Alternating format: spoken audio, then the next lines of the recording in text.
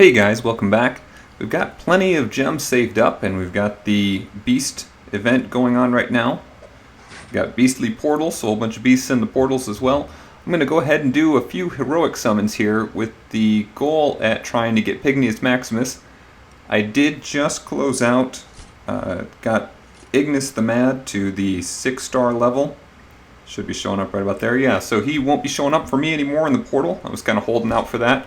I do still have a little ways to go for Echo, so he could pop up there, but I'm going to go ahead and try. It would be nice to have Pygnius Maximus in the event right now. It would help out as I try to work through there. So we'll just go ahead and give it a shot.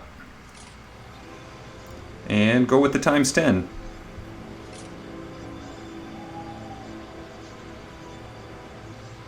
It's thinking, and Phenol. So working him up as well, I think I've mentioned that before, trying to get him out of there so we don't have unlocks like this, but at least it's not as painful as having one for Ignis the Mad.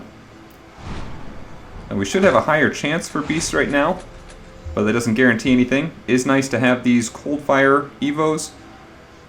We've got quite a few characters waiting on those for their upgrade. Another purple chest here. Alexandros getting nice and close. Earth Sisters, there's nothing, no one directly needing that, but it's nice to have a big backlog so you can use them to combine for other Evos. Some more for Phenol, another Coldfire.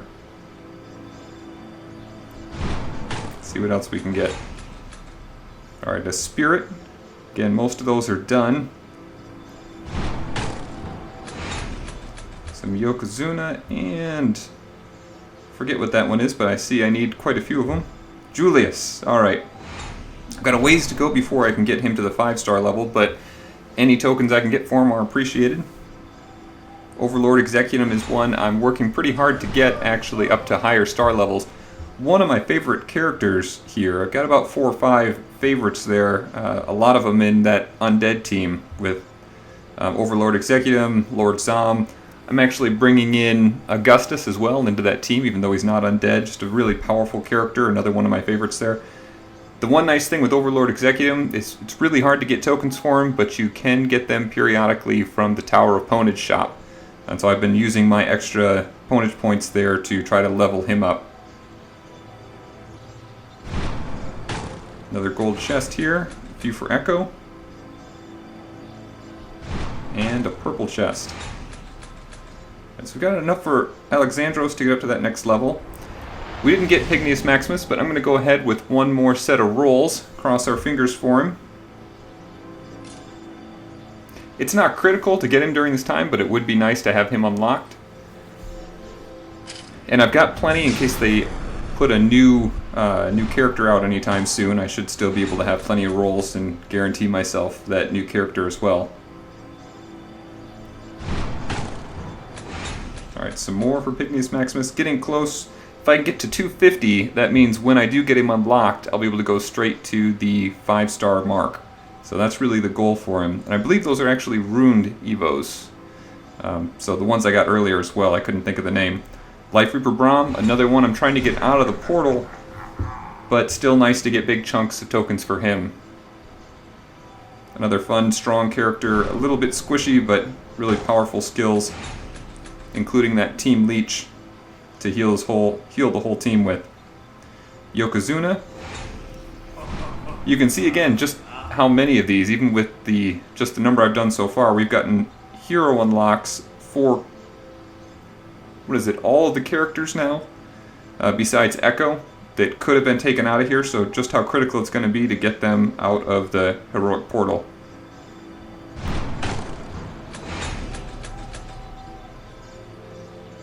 Some more for Julius. And those are either Shadow or Valkyrie. But nice to continue to get some more Celestial Evos from this as well. Balog, one of my least favorite heroes. It's not looking too good for us yet. Probably not going to work out for this time. Another set for Life Reaper Brahm. That's good, so 2 more. It looks like I can probably get those today to at least get him to that 5-star level. Just makes going up the tower all that much faster with a few of these characters up to higher star levels. And that'll be it. No luck today getting Pygnius. But like I said, not critical at this time, just nice to unlock any remaining characters. I think I've mentioned before, and I've just got Pygnius and Indigo left to go to unlock. And so I'm still going to hold out for those. Let's take a look quickly at the heroes. So I've got a number of them up at 6-star now. And Pygnius just waiting to be unlocked, so he'll be up to that 5-star level. Augustus, after that last event, up to 5-star, and now fully ascended as well. I can talk about just for a minute. I really enjoy this character, but especially for the tower. I think they had the tower in mind when they were developing him. And part of why I say that is for this quick starter. So he basically gets 2 energy applied, I believe, to all of his skills cooldowns at the beginning of each dungeon. And that does seem to apply at the beginning of every Tower of Ponage dungeon as well, which means the turnaround for his skills comes very quickly. Each of these first 2 have 5-turn cooldowns, so you use it, and then normally you have another round or so before that level is over. You get 2-turn cooldown reduction from starting the next one. Usually you've only got another turn or so before you get to use it again. So really helpful to use during that time. At the same time, Lay on Hands is basically a full heal for anybody you need it in your team. And if you use it on Augustus and you have him near the end of the lineup so that he goes and so that you can have him at a full heal before the end of the turn and you don't take any additional damage, then you can have a small heal, a slight heal for the whole team based on his Share the Wealth trait. It's over here, Spread the Wealth. So a little bit of a heal for everyone else on your team as well. And then to make it even better, once Aegis Wall comes around, only every 8 turns, but still, you get a small heal and a block of the next attack for everyone on your team, which can be an incredibly helpful way to just continue to go through that tower very quickly. Alright, looking down through the rest here, lots and lots of 5 stars now. King York, I just ascended, did his final ascension. That gives him this armor break ability. So he's strong right away, just having that marked for death. That makes him a really critical character to have for a lot of the different levels that you go through. Does massively more damage after an enemy's been marked for death. This Guarding Strike, this gives you a nice defense buff and moderate damage. Then if you look at Armor Break, it does a lot more damage, even though I've only got it at the 15th, it looks like they're calling it tier, but the 15th level for that skill. And it still does much more damage than the other. So a high attacking skill, and it decreases their defense even further. So you can imagine if you use that in conjunction with Marked for Death, the enemy's going to be taking just massive amounts of damage. Pop back out of there. I mentioned Echo's probably halfway, but he has 6 levels that he can use to farm for tokens each day, so it's pretty quick to get him up there. Phenol and Life Reaper Braum, they take much longer, only 3 levels each to go up to that full ascension, or to go up to that full star level. I've had a few questions about Lord Zom lately, and I've mentioned him quite a bit as one of my favorite characters. He's slow, I think that's his big drawback, and he doesn't have any multi-person attacks. There's no area effect attacks for him, but incredibly hard to kill. Huge amount of life. He's got 5,000 health here at only a 4-star level, but also this Undead Heart, which gives another huge health buff to him and all the other undead characters in the team. And the abilities are really useful as well. This From the Grave can really push back anyone that you don't want to have using that next ability. It could be a Tasumi or someone that's got Spreading Panic come. It also just does a ton of damage, so if you need to finish someone off, that works really well also. Septic Claw does a lot of damage as well. You can see even more here with Septic Claw, and it only has a 4-turn cooldown. It also has Disease and a chance to spread disease, so it can really, that's the only kind of area effect skill you might get out of him. But does a lot of damage and has that short cooldown, means as you're progressing, especially through the tower, you can get a lot of use out of it. And then Taste for Brains is another huge benefit, because this is what keeps him alive. It's what keeps him going. It already is very difficult to do a whole lot of damage to him, and then when you get this significant heal every 5 turns, that's not so bad either. It's a little bit complicated trying to make sure that you can land it, partly because it's ranged. So being ranged, and there's a lot of characters that have some elevated dodge chance for ranged attacks, and also because you've got to actually kill the character, kill the enemy with it in order for it to trigger. So it's not just like a standard leech attack. But even with that, still an incredibly valuable way to keep him up very near full health for most of the time. And Julius, just yesterday I believe, I did his final ascension as well. So he's now fully ascended. He has this Monkey C.